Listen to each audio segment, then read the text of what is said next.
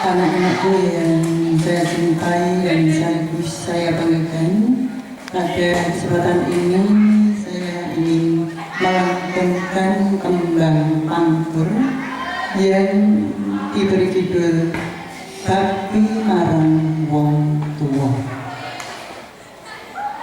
Bakti marang ibu bapak,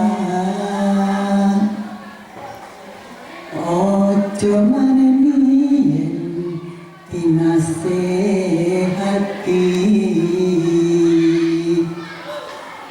budi pekerti kang luhur, kudu kita tindakno,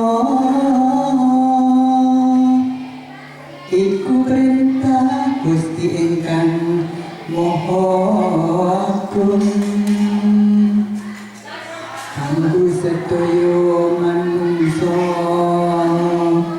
sing urip ing donya iki,